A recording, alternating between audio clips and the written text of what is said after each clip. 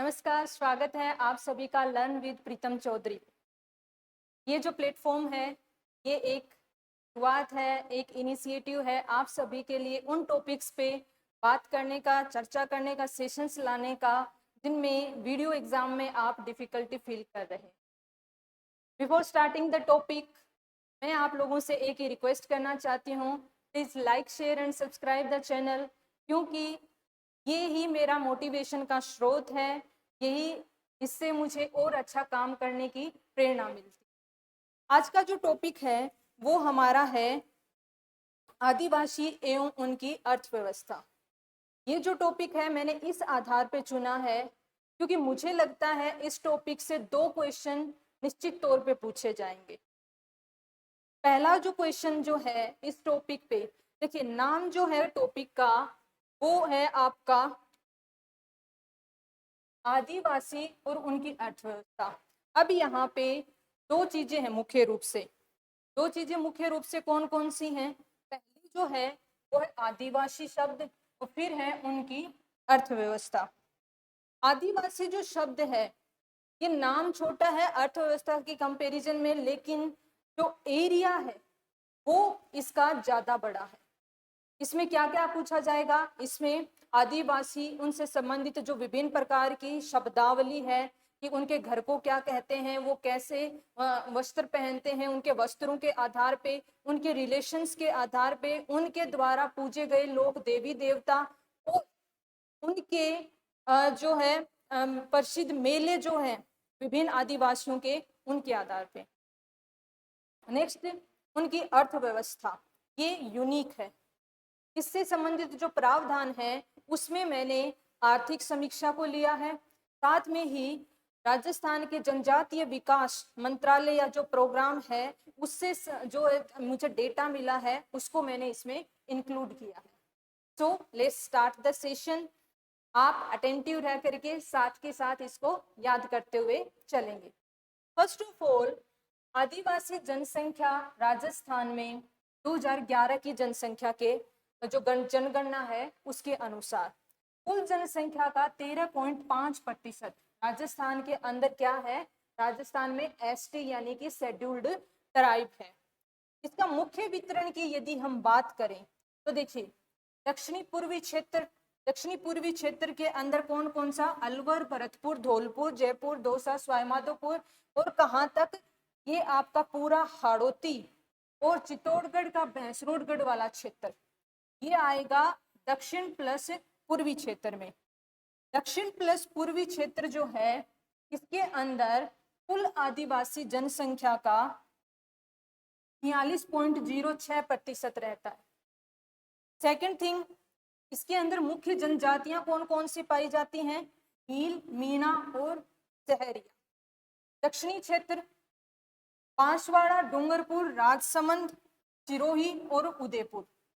दक्षिणी क्षेत्र के अंदर आएंगे ये जिले। किसके हिसाब से है ये दक्षिणी क्षेत्र?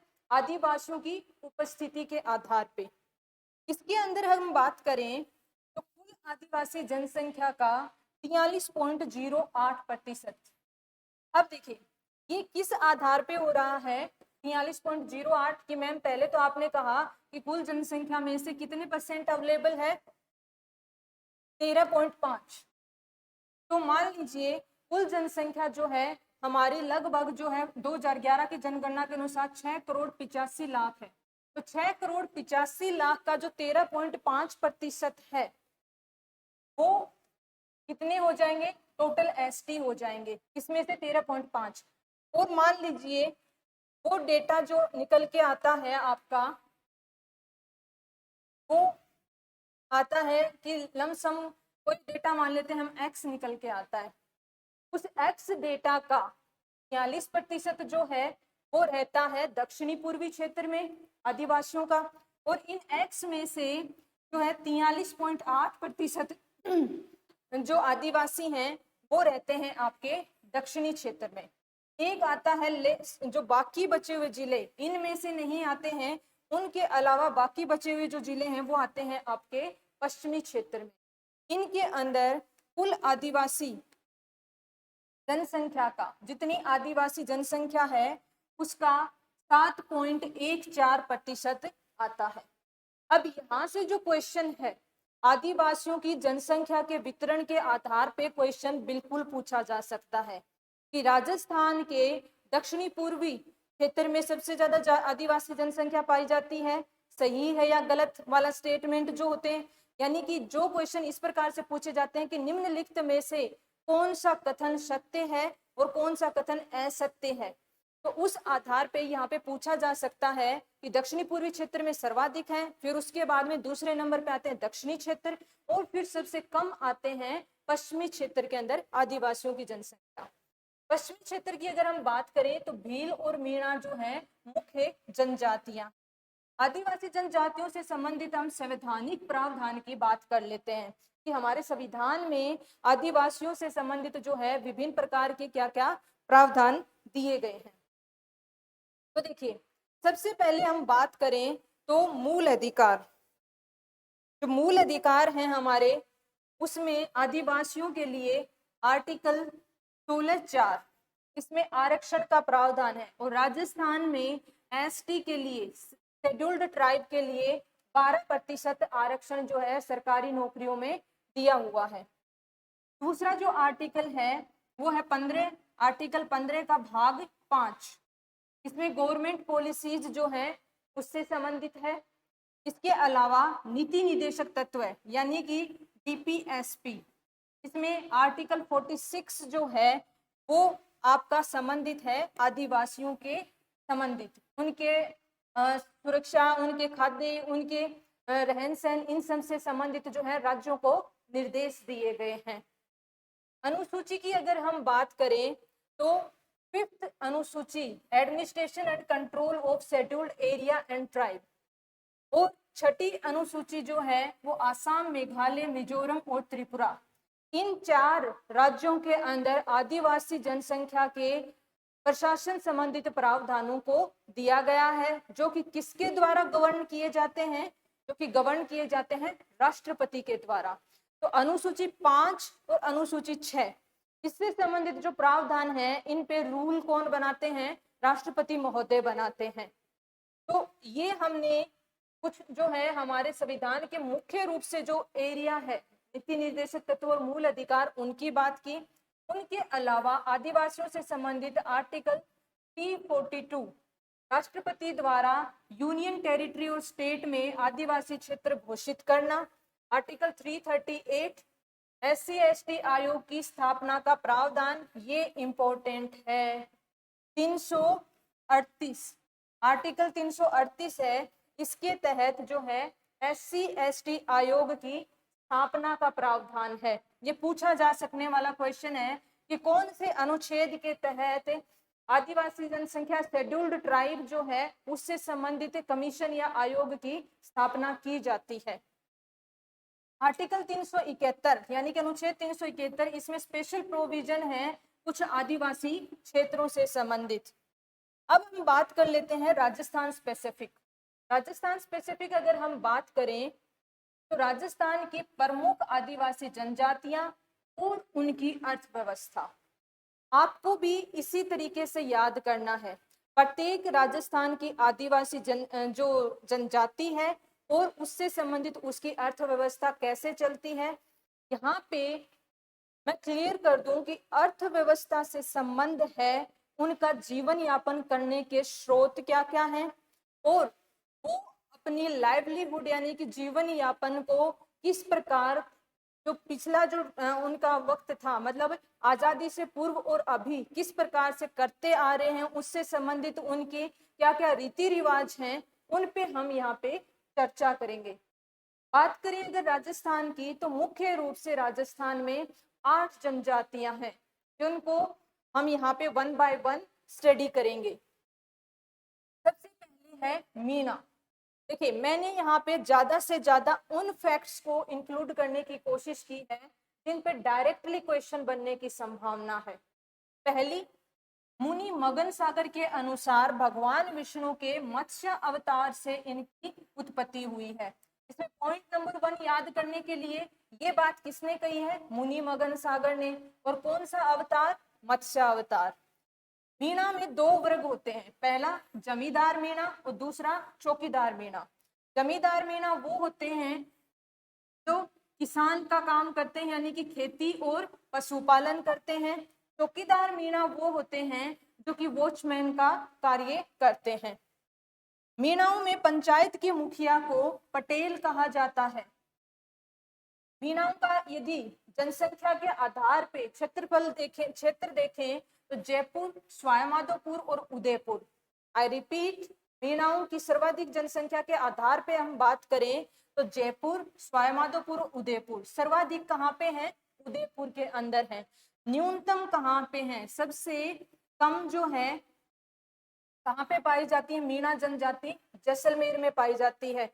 ये दोनों क्वेश्चन बन सकते हैं कि सर्वाधिक मीणा जनजाति की जनसंख्या कहाँ पे पाई जाती है? उदयपुर में। सबसे कम कहाँ पे पाई जाती है? जैसलमेर में पाई जाती है। राजस्थान में जनजातियों में सर्वाधिक जनसंख्या किसकी है? मीणा जनजाति की। यानी कि ओवरऑल आदिवासी जनजातियों की बात करें तो सबसे ज्यादा जनसंख्या किनकी है? मीणा की। और सबसे शिक्षित जनजाति भी है ये। इनके देवता हैं भुज देवता, यानी कि किसको आराध्य मानते हैं? भुज देवता को। देवी क्षीण माता और इष्ट देव हैं इनके गुरिया बाबा। मीणाओं का प्रयागराज किसे कहते हैं? पूछा हुआ क्वेश्चन है विभिन्न एग्जाम में, लेकिन वीडियो में नहीं पूछा हो तो यहाँ पे भी आ सकता है। मीणाओं का प्रयागराज जो है रामेश्वर घाट, जो कि स्वायमाधोपुर में स्थित है, उसको कहते हैं। मीणाओं से संबंधित प्रमुख प्रथाएं कौन सी हैं? एक है छेड़ा फोड़ना। छेड़ा फोड़ना क्या होता है? ये तलाक संबंधी प्रथा है। इसमें पुरुष जो है अपनी पत्नी की साड़ी का पल्लू फाड़ के उसके हाथ में रख देता है तो वो तलाक समझा जाता है। तो छेड़ा फोड़ना प्रथा का संबंध है। इस प्रकार से क्वेश्चन पूछ सकते हैं।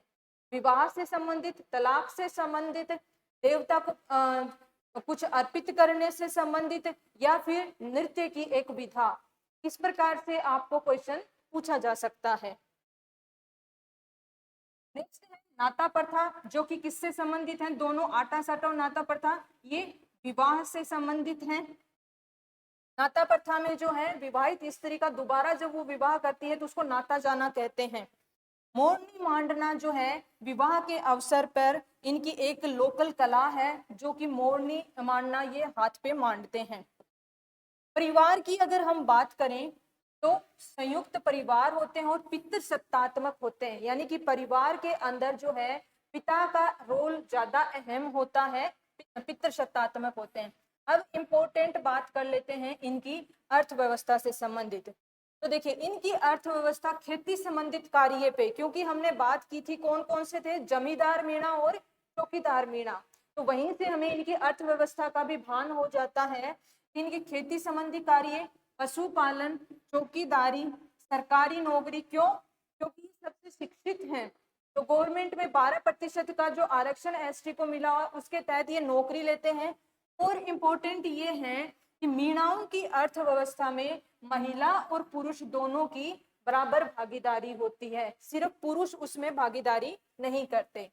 नेक्स्ट हमारी जनजाति आती है भील, राजस्थान की सबसे प्राचीन जनजाति। तो यहाँ से क्वेश्चन बन सकता है कि राजस्थान की सबसे प्राचीन आदिवासी जनजाति कौन सी है? तो वो है आपकी भील। मुख्य रूप से कहाँ पे पाए जाते हैं भील जनजाति के लोग? उदयपुर, डूंगरपुर, बांसवाड़ा, प्रतापगढ़, सिरोही। भील से भील बना। अब भील शब्द की बात कर रहे हैं। भील का मतलब होता है तीर और कमान। भील शब्द का मतलब क्या होता है? तीर और कमान। और यही भील जनजाति की पहचान भी होती है। क्या चीज? तीर और कमान, यानी कि ये आर्चरी या तीरंदाजी के अंदर पारंगत होते हैं। यह जनजाति तीरंदाजी में पारंगत होती है। कर्नल जेम्स टोड ने इनको वनपुत्र की संज्ञा दी थी। जनसंख्या की दृष्टि से दूसरी सबसे बड़ी जनजाति, सबसे पहली कौन सी थी? मीणा जनजाति थी।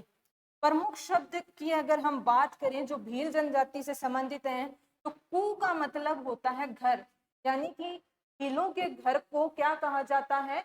कू कहा जाता है। कपड़ों की अगर बात करें तो फलूजू नाम का वस्त्र होता है वो पुरुष धारण करते हैं, खोयता और कछावो ये महिलाएं धारण करती हैं। मुखिया जो होता है भीलों का उसको कहते हैं गमेती। देखिए हर एक जनजाति का जो मुखिया है उसका अलग नाम मिलेगा और हमको वो याद करना है। हसली, नाथ, बोर ये इनके आभूषणों के नाम हैं। मुख्य भोजन इनका मक्का और चावल है। बात करें प्रमुख नृत्य की तो प्रमुख नृत्य जो है हाथीमणा, गैर, नेजा, गवरी ये हैं। अब भीलों के जो नृत्य हैं इनको हम याद रखेंगे क्योंकि अलग से क्वेश्चन पूछा जा सकता है कि निम्नलिखित में से कौन सा जो लोक नृत्य है वो भील जनजाति से संबंधित है या नहीं है। दोनों टाइप के क्वेश्चन यहाँ पे बन सकते हैं। फायर फायर नाम का जो शब्द है ये युद्ध घोष के रूप में कार्य लेते हैं, यानी कि पहले जब इनकी लड़ाई होती थी, युद्ध होता था, तो युद्ध घोष जो है फायरे फायरे बोलते हुए जाते थे। मोताना इनकी प्रमुख प्रथाएं, देखिए दापा दापा प्रथा क्या होती है इस पे भी क्वेश्चन पूछा जा सकता है।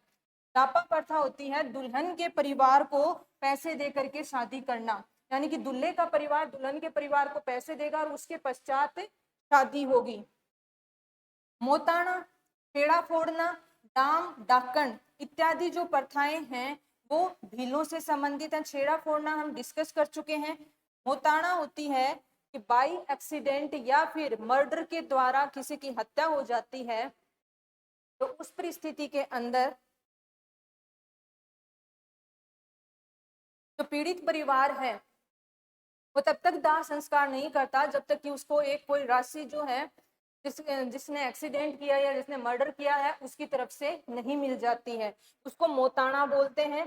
डाम प्रथा होती है, इसके अंदर ये अंधविश्वास से संबंधित है, डाम और डाकण। देवी देवताओं की अगर हम बात करें तो भीलों के जो केशरियानाथ, ऋषभ देव या कालाजी जो कि कहाँ पे मिलते हैं, धुलेव उदयपुर के अंदर, ये इनके आराध्य हैं। कुछ लोग केशरियानाथ कहते हैं, कोई ऋषभ देव कहता है, कोई कालाजी कहता है। बेणेश्वर धाम जो कि है डूंगरपुर में, यहाँ पे भीलों का कुंभ का मेला, मतलब भीलों का कुंभ कहते हैं। बेणेश्वर धाम जो कि टोम, माही और जाखम नदियों के संगम स्थल पे कहाँ पे है, डूंगरपुर के अंदर है, बिल्कुल बॉर्डर पे। तो वहां पे लगता है मेला, तो उसको भीलों का कुंभ कहते हैं। भोटिया अम्बा बांसवाड़ा के अंदर जो मंदिर है वो इनकी आराध्य देवी है। टोटम, देखिए ये एक अलग शब्द है टोटम। टोटम इनके कुल देवता होते हैं और भील लोग ये मानते हैं कि उनके कुल देवता टोटम का जो वास है वो पेड़ के अंदर होता है, इसलिए भील जो है पेड़ों की पूजा करते हैं। अर्थव्यवस्था की अगर हम बात करें तो यहाँ पे भील दो प्रकार की खेती करते हैं और it is very very important. ये जो दोनों प्रकार की खेती है इनकी खेती के नाम पे क्वेश्चन पूछा जा सकता है। क्या खास है इसके अंदर, एक बार देख लेते हैं हम। चिमाता, दो प्रकार की खेती की बात करें तो चिमाता और तजिया। देखिए अर्थव्यवस्था इनकी खेती आधारित है, यानी कि अपने जीवन यापन का स्रोत ये किसको मानते हैं, खेती को मानते हैं, पशुपालन को मानते हैं और शिकार करना। ये सारे ओवरऑल किस में आते हैं, कृषि अर्थव्यवस्था में ही आ जाते हैं। बात कर लेते हैं चिमाता और दजिया की। देखिए चिमाता क्या है, पहाड़ी ढलान पर वनस्पति जलाकर वहां पर छोटे मोटे अनाज, दालें, मोटे अनाज और सब्जियां इनका उत्पादन करना कहलाता है चिमाता। जबकि दजिया जो है वो मैदानी क्षेत्र में पेड़ काटकर, तो दो डिफरेंस हो गई, यहाँ पे किया जाता है ढलान पे, यहाँ पे किया जाता है मैदानी क्षेत्र में। यहाँ पे वनस्पति जो पहले से उपस्थित है ढलान पे जंगलों में उसको जलाया जाता है, जबकि मैदानी क्षेत्र में उपस्थित पहले से जो पेड़ हैं उनको काट दिया जाता है। मक्का, ज्वार, बाजरा, गेहूं, बैंगन आदि छोटे जो फसलें हैं वो मैदानी क्षेत्र में उगाई जाती हैं। इसके अलावा ये अपनी अर्थव्यवस्था में महुआ से शराब बनाना, शिकार, पशुपालन, पाम गुड़ का उत्पादन करना। पाम गुड़ किससे बनाया जाता है, ताड़ के पेड़ से बनाया जाता है। और इनकी एक सामूहिक कृषि की परंपरा होती है, यानी कि एक साथ 10-15 भील परिवार मिलकर के खेती किसानी करें, उसको बोलते हैं सामूहिक कृषि। तो उस प्रथा को कहते हैं हेलमा। क्या कहते हैं? हेलमा। नेक्स्ट हमारी जनजाति आती है लिस्ट के अंदर, वो है गरासिया। मुख्य रूप से गरासिया कहाँ पे पाए जाते हैं? सिरोही प्लस पाली में। जनसंख्या की दृष्टि से तीसरी है। तो देखिए, सबसे पहले हो गई मीना, सेकंड हो गए आपके भील, और तीसरी हो गई है गरासिया। गोगुंडा उदयपुर में इनकी उपस्थिति सबसे ज्यादा है। पितृसत्तात्मक, यानी कि नहीं सॉरी, यहाँ पे नहीं, सिरोही और पाली में मिलती हैं। इसके अलावा गोगुंडा उदयपुर में भी इनकी उपस्थिति है। पितृसत्तात्मक परिवार और समाज है इनका। मुख्य शब्द की हम बात करें तो एक होता है सोहारी। सोहारी का मतलब होता है गोदाम, जिसके अंदर ये अपना अनाज इकट्ठा करते हैं। एक होता है ओशेरा या ओशरा, वो होता है घर का आंगन।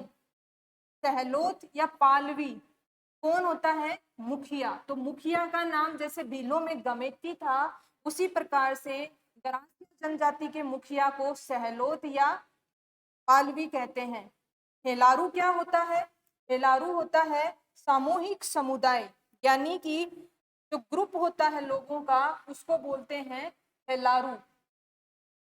देखिए, हेलमा, हेलारू, सहलोत, पालवी, यही शब्द हैं जहां से क्वेश्चन बनते हैं, अभी तक बनते भी आए हैं।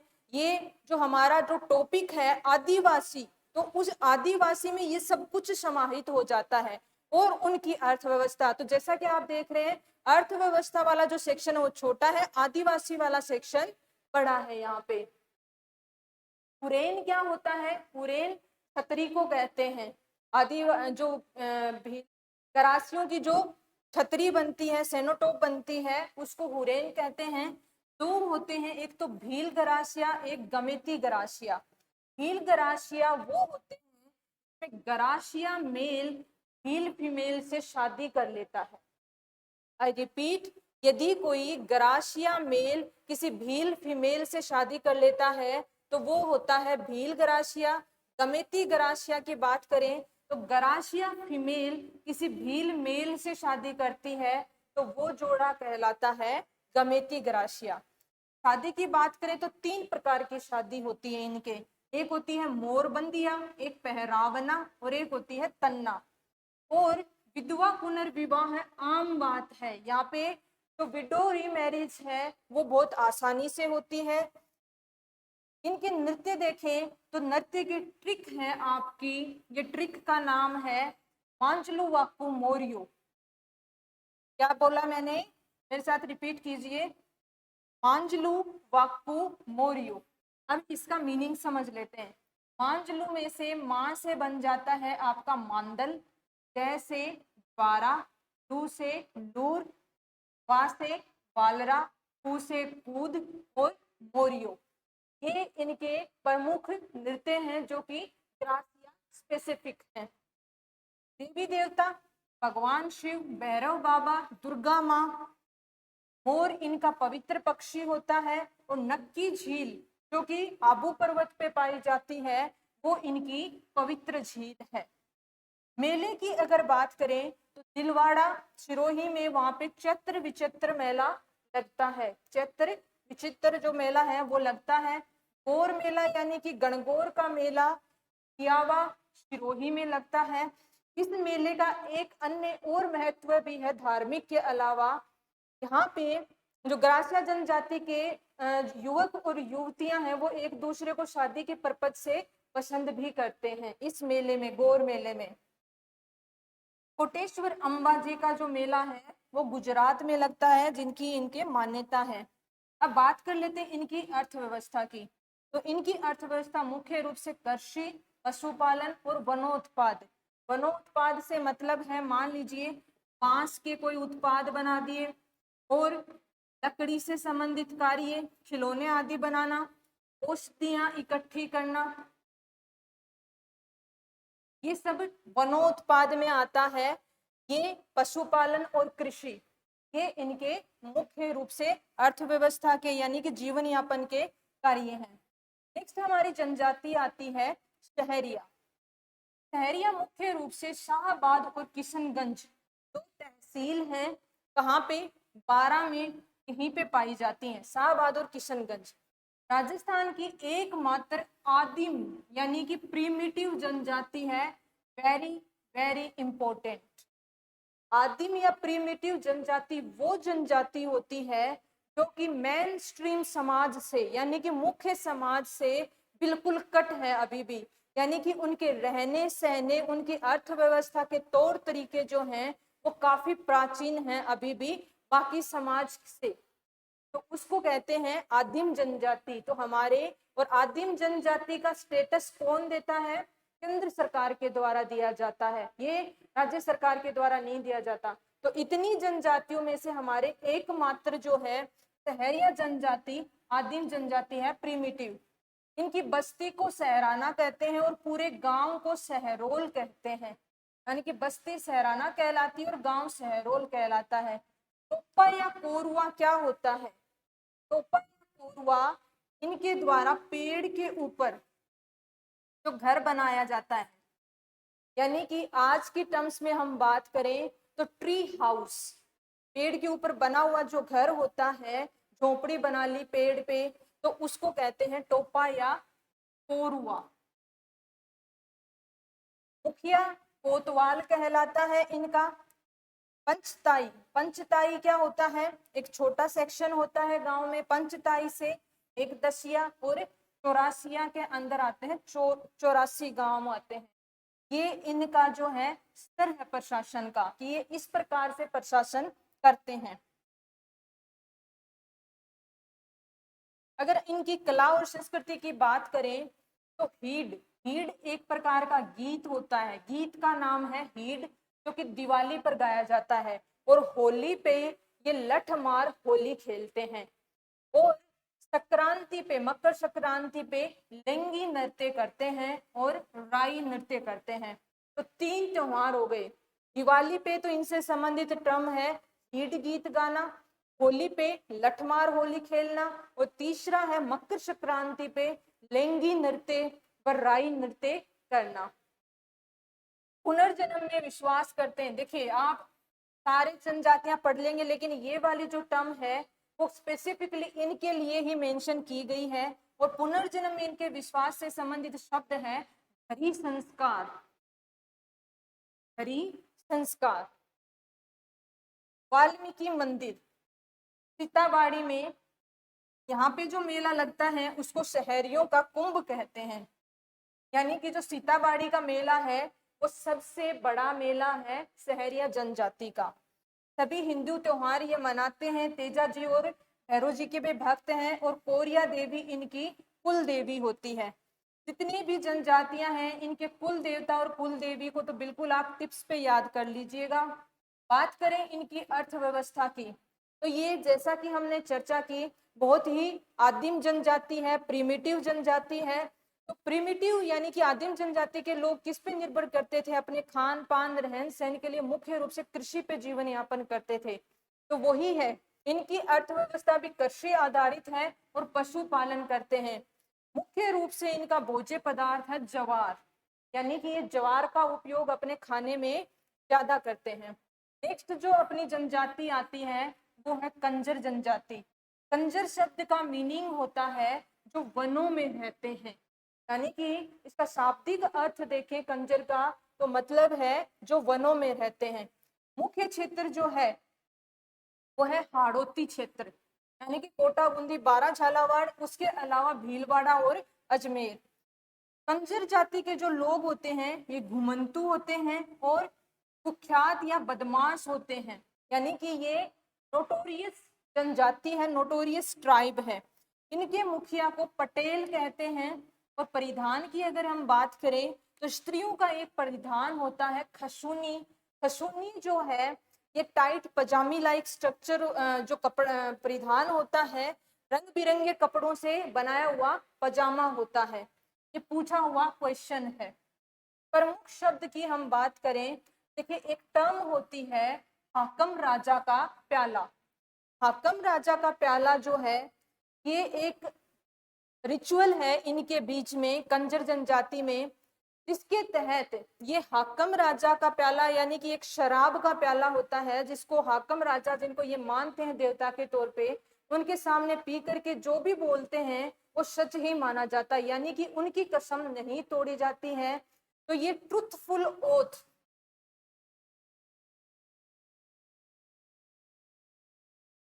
यानी कि अपनी सच्चाई साबित करने के लिए जो कसम खाई जाती है उसकी बात कर रहे हैं हम। लोक देवी देवता चौथ माता और हनुमान जी की इनके बीच में मान्यता है। एक अन्य टर्म आती है पाती मांगना। जैसा कि हमने बात की कि ये एक कुख्यात जनजाति में आती है, बदमाश जनजाति में आती है। तो वो क्यों आती है, उसका कारण ये है कि इस जनजाति के लोग लूट, चोरी, डकैती इत्यादि कार्य करते हैं, यानी कि इलीगल वर्क्स करते हैं।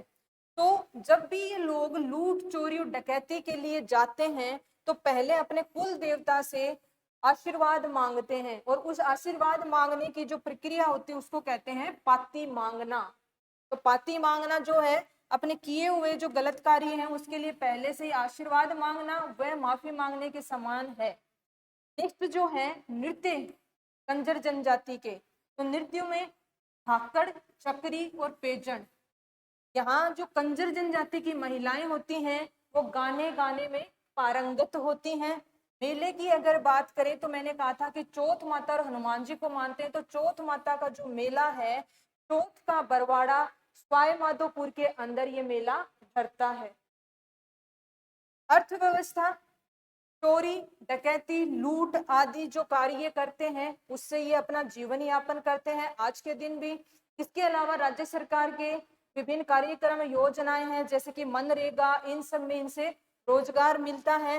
वनोत्पाद, क्योंकि ये वन में घूमने वाले लोग हैं, ये घुमंतु जनजाति है, ज्यादा दिन तक एक जगह पे अपना स्थायी तौर पे ठौर ठिकाना बना करके नहीं रहती है। इसके अतिरिक्त कर्तव्य और प्रदर्शन करके भी ये अपना जीवन यापन करते हैं। नेक्स्ट हमारी इस सीरीज में आती है सांसी जनजाति। सांसी जनजाति ये दो प्रकार के होते हैं, बीजा सांसी और माला सांसी। इनके भी दो ब्रांचेज हैं, कौन कौन सी, बीजा सांसी और दूसरी माला सांसी। मुख्य रूप से याद करने का तरीका क्या होगा, जो जैसे कि माला के अंदर क्या हो गए, बीज पिरो दिए, मैंने क्या कहा, माला में बीज पिरो दिए, तो माला और बीज, बीजा, ये सांसियों की हो गई। मुख्य रूप से भरतपुर जिले में, एक ही जिला है तो बहुत इंपॉर्टेंट हो जाता है, भरतपुर जिले में पाई जाती है। घुमंतु जनजाति है, यानी कि एक जगह पर स्थायी तौर पे निवास नहीं करती है ये। इनकी सगाई की जो रस्म है वो खास है। वन में घूमते हुए एलिजिबल यानी कि शादी के लायक लड़का और लड़की मिलने पर, क्योंकि ये घुमंतु है, आदिवासी है, तो ऑब्वियस सी बात है कहाँ पे ज्यादा घूमेंगे, वनों में घूमेंगे। तो वनों में घूमने के दौरान शादी के लायक लड़का और लड़की मिलने पर तो दोनों पक्षों के लोग हैं वो आपस में क्या कर देते हैं, एक दूसरे को नारियल गिफ्ट कर देते हैं, और उसी को ही सगाई होना मान लिया जाता है। नारियल एक्सचेंज कर देते हैं तो ये सगाई की रस्म हो जाती है। हिंदू जनजाति है, ये मुख्य रूप से हिंदू देवी देवताओं की पूजा करते हैं और देवी माता को शक्ति का रूप मानकर उस पे बकरे की बलि चढ़ाते हैं। ये लोग भी सच साबित करने के लिए भाकर बाऊ जी की कसम खाते हैं। जैसे कि पहले हकम राजा का प्याला पिया जा रहा था, उसी प्रकार से अपनी ट्रुथफुलनेस को प्रूव करने के लिए, अपनी सच्चाई को प्रूव करने के लिए कसम खाते हैं भाकर बाऊ जी की। इनकी अर्थव्यवस्था की बात करें तो कोई स्थायी अर्थव्यवस्था नहीं है इनकी, यानी कि सबसे पिछड़े हुए हैं अर्थव्यवस्था के नाम पे। हस्तकला की वस्तुएं बनाते हैं, वनोत्पाद, लघु उद्योग पर निर्भर हैं। लघु उद्योग जैसे कि इनको कहीं पे भी रोजगार दे दिया जाए, सिखा दिया जाए, ट्रेनिंग दे दी जाए इनकी, जैसे कि बांस से जो है टोकरी बनाना, इस प्रकार के कार्य, तो उन पे इनके जीवन यापन निर्भर करता है। नेक्स्ट हमारा आता है डामोर जनजाति।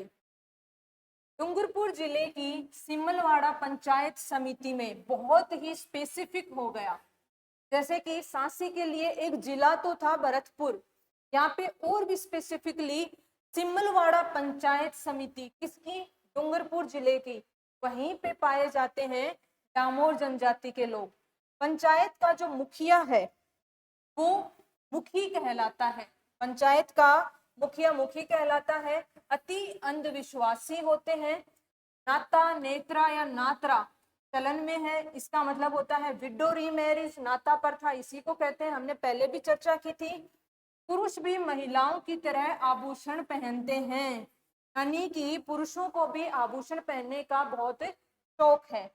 पितृसत्तात्मक समाज है। देखिए अभी तक हमने जितनी भी जनजातियों के बारे में पढ़ा है उन सभी में एक बात कॉमन है, इस सब में पितृसत्तात्मक समाज है। पहले अगर हम बात करें तो झेला बावजी और ग्यारस की रेवड़ी। झेला बावजी जो है ये पंचमहल गुजरात में है और ग्यारस की रेवड़ी डूंगरपुर, यानी कि इनकी जो रूट्स हैं डामोर जनजाति की जो बेसिक रूट्स हैं वो कहाँ से बिलोंग करते हैं, ये गुजरात से करते हैं। तो गुजरात के झेला बावजी के अंदर जो है इनका मुख्य मेला लगता है। इसके अलावा ग्यारस की रेवड़ी है वो डूंगरपुर में। बात करें इनकी अर्थव्यवस्था की तो मूल रूप से डामोर जनजाति के लोग किसान होते हैं। क्या होते हैं, किसान होते हैं। अतः इनकी जो अर्थव्यवस्था है वो कृषि आधारित है। चावल व मक्का इनका मुख्य भोजन है। इसके अतिरिक्त इनको शिकार करना पसंद होता है, छोटे जैसे कि हिरन एटसेट्रा, जो जंगली सुअर है इन सब का। वनोत्पाद भी है, वनोत्पाद की चर्चा कर चुके हैं हम, जैसे कि शहद इकट्ठा करना, जैसे कि औषधियां इकट्ठी करनी, वन के पेड़ पौधे जो हैं उनसे कोई अच्छी चीजें बनाना, सुंदर चीजें बनाना, वो सब। और पशुपालन करते हैं। नेक्स्ट और अंतिम जो जनजाति आती है हमारी वो है कथोड़ी जनजाति, और ये बहुत ही खास है क्योंकि कथोड़ी जनजाति के लोग मूल रूप से राजस्थान की जनजाति नहीं है, ये मूल रूप से महाराष्ट्र के एरिया की जनजाति है। लेकिन इनको एक स्पेसिफिक टास्क आती है, वो होती है कत्था बनाना।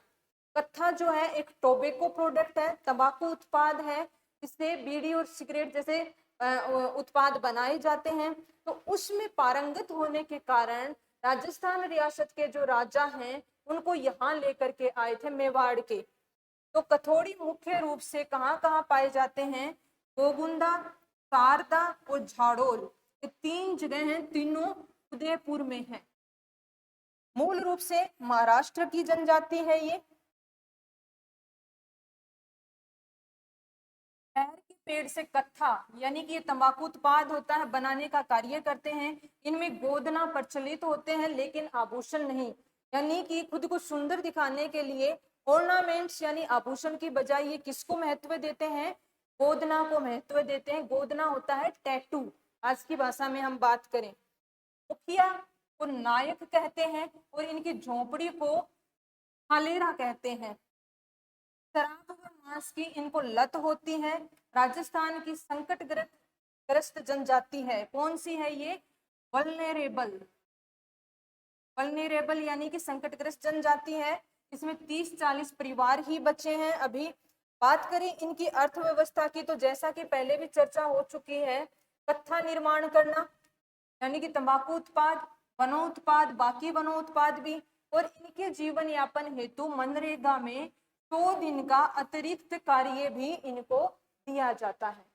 तो यहाँ तक हमने बात की इसकी राजस्थान के आदिवासी और उनकी अर्थव्यवस्था की। आगे हम उनसे संबंधित जो है राजस्थान सरकार और भारत सरकार के द्वारा चलाए जा रहे प्रमुख योजनाएं और कार्यक्रम की बात करेंगे।